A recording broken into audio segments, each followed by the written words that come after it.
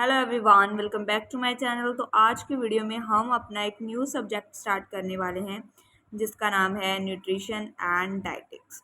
तो ये जो चैप्टर है ये बीएससी नर्सिंग स्टूडेंट्स के लिए है। बीएससी स्पेशली यहाँ पर डाला गया है। तो ये है हमारी लोटस पब्लिशर की सेम बुक और ये है as per the new INC syllabus 2021-22 है।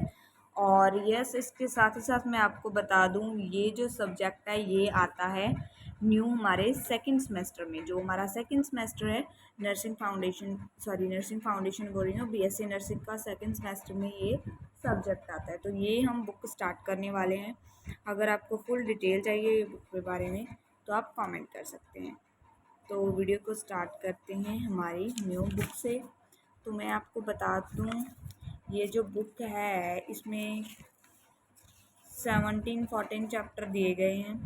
तो हम आज स्टार्ट करने वाले हैं introduction to nutrition first unit. ठीक है, फर्स्ट यूनिट का इंडेक्स आप देख सकते हैं। ये पूरा इंडेक्स है फर्स्ट यूनिट का। तो ये जो है ये भी एक इम्पॉर्टेंट सब्जेक्ट है हमारे लिए।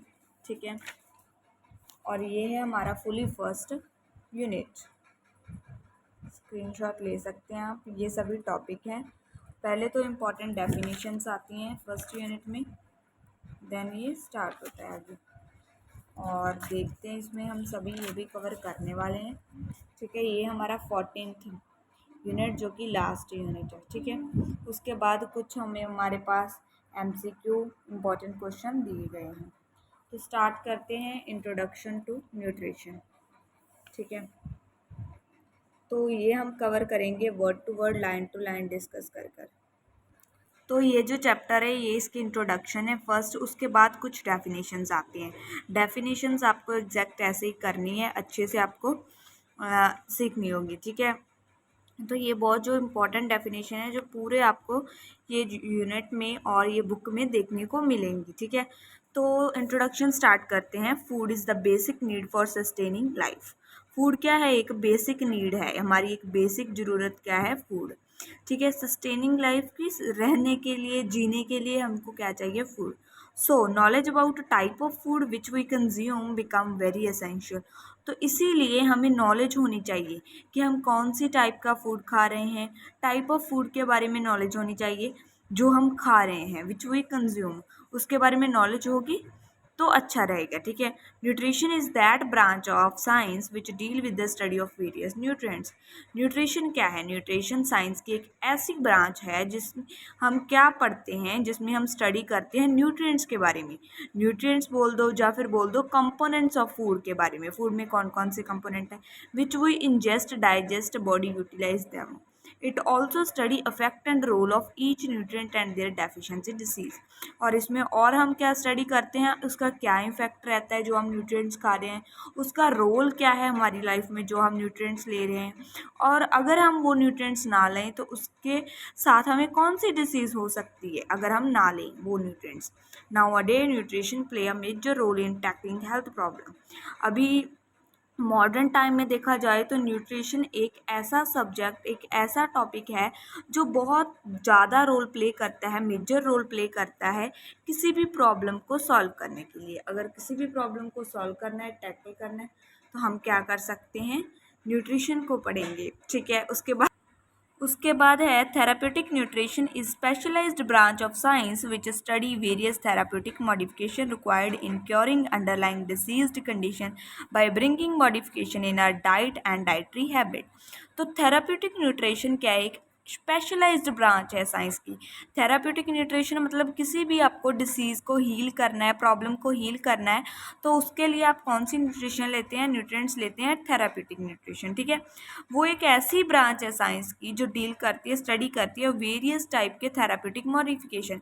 जैसे कौन कौन से हम फूड को मिलाकर खा सकते हैं जिससे अपनी क्योर हो जाए डिसीज़, जो भी हमें है कंडीशन वो क्योर हो जाए। Bye bringing modification in diet, diet में मॉडिफिकेशन करके, डाइटरी हैबिट्स को चेंज कर कर हम क्या कर सकते हैं?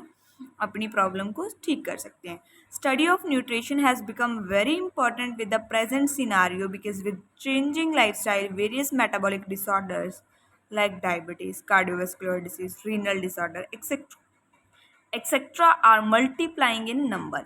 तो स्टडी ऑफ न्यूट्रिशन क्या है, एक बहुत ही इम्पॉर्टेंट सब्जेक्ट है प्रेजेंट सिनारियो में, क्योंकि चेंजिंग लाइफस्टाइल, मेटाबॉलिक डिसऑर्डर जैसे हो गई, ठीक है, जैसे अभी ज़्यादातर डायबिटीज़ है, कार्डियोवैस्कुलर हार्ट प्रॉब्लम होती रहती हैं, ठीक है। नाउ जो नई जनरेशन है उसको रीनल डिसीज़ होती है, किडनी के रिलेटेड, मल्टीप्लाइंग इन नंबर, बहुत ही ज़्यादा वास्ट रेट पे ये बढ़ रही हैं प्रॉब्लम्स। तो स्टडी ऑफ न्यूट्रिशन से हम इसको डील कर सकते हैं, ठीक है, क्योर कर सकते हैं। The diseases are affecting people of both developed and developing nations है। तो ये जो डिसीज़ है वो अफेक्ट कर रही है, चाहे वो डेवलप हो चुका है देश, चाहे वो डेवलप हो रहा है देश, नेशन डेवलप हो रहा है, चाहे हो चुका है, सभी को ही ये अफेक्ट करती हैं प्रॉब्लम, ठीक है। while under nutrition remain still major concern for India. तो अंडर न्यूट्रिशन क्या है, पहले से एक मेजर कंसर्न है इंडिया के लिए। So to tackle this problem we need to have a strong applicable knowledge of nutritional science. और हम इस जो प्रॉब्लम्स के साथ कैसे डील कर सकते हैं, अगर हमें अच्छी खासी नॉलेज होगी किसके बारे में, न्यूट्रिशनल साइंस के बारे में अच्छी खासी नॉलेज होगी, तो देन हमारा आ जाता है न्यूट्रिशन। न्यूट्रिशन डेफिनेशंस आ सकती हैं। फर्स्ट हमारी डेफिनेशन न्यूट्रिशन है, nutrition is the study of nutrient in food.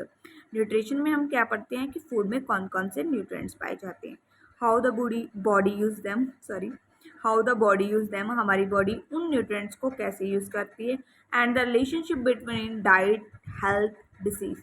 और इसमें हम रिलेशनशिप पढ़ते हैं, अगर हमारी अच्छी डाइट अच्छी होगी तो हमारी हेल्थ अच्छी होगी, हेल्थ अच्छी होगी तो हमें डिसीज़ नहीं लगेगी, ठीक है। इनमें रिलेशनशिप क्या है, क्यों हमें अच्छी न्यूट्रिशन बचाती है डिसीज़ से, ठीक है, वो सभी पढ़ते हैं। Nutrition also focus on how people can use dietary choice to reduce the risk of disease. Nutrition उस पर भी फोकस करती है कि कैसे दूसरे पीपल हैं, जो लोग हैं, अपनी डाइटरी चॉइस, अपनी डाइट को अच्छी करके अपनी डिसीज़ के रिस्क को कम करते हैं, कैसे।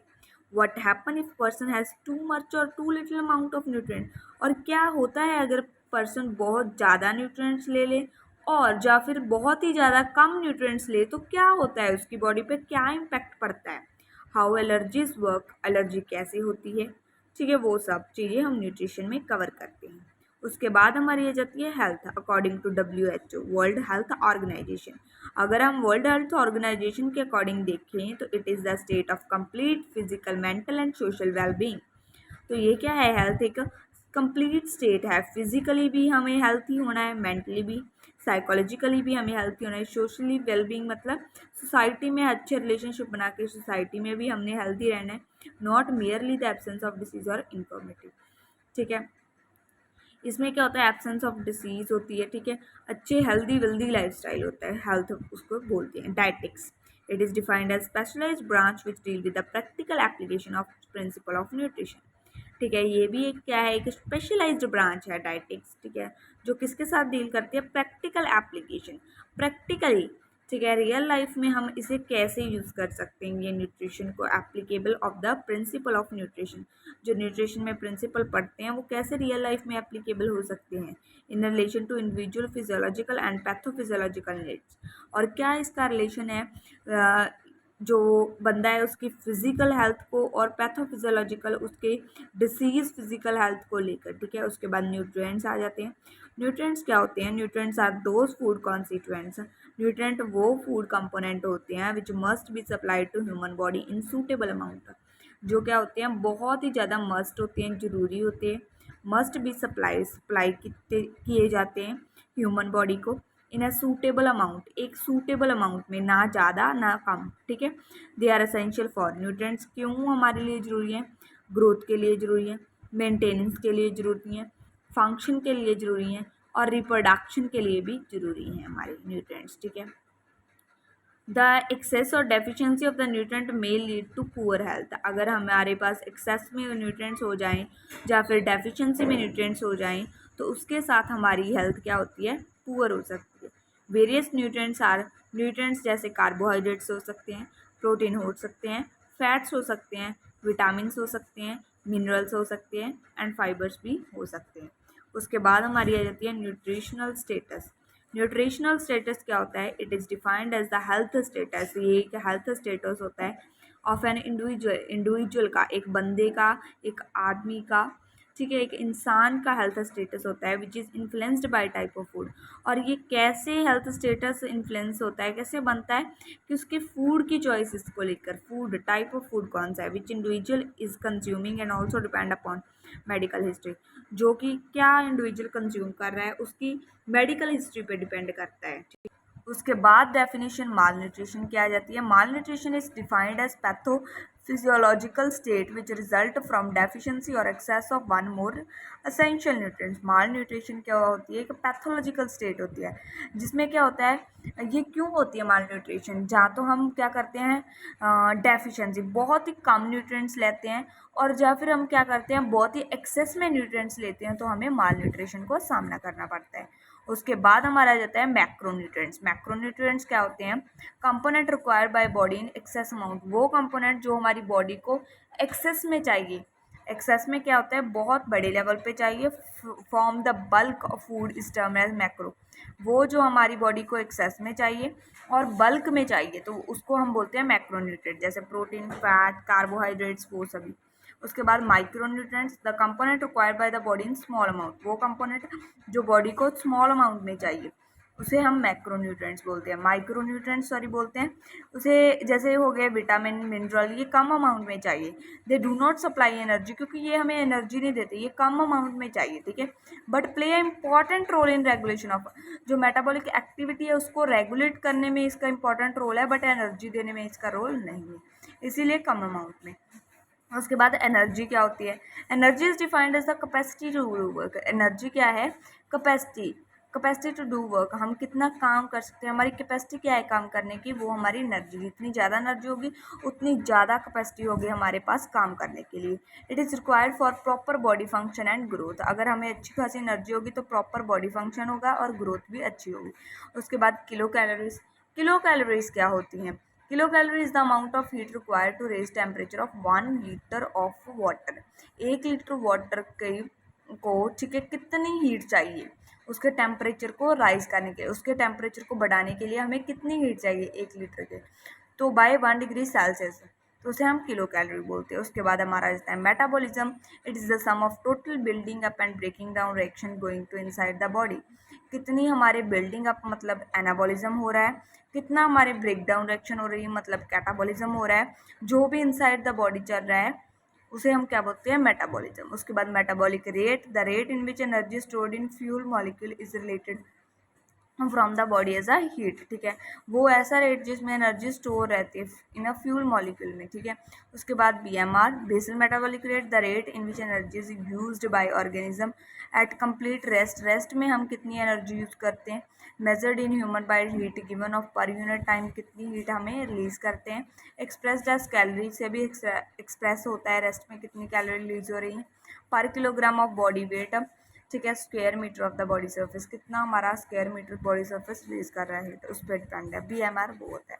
उसके बाद हमारा आ जाता है historical aspect of changing concept, जो कि हम नेक्स्ट वीडियो में पढ़ेंगे, ठीक है। और उसके बाद डिटेल में माल न्यूट्रिशन के बारे में पढ़ेंगे हम। और till then bye bye, I will see in another video, bye bye.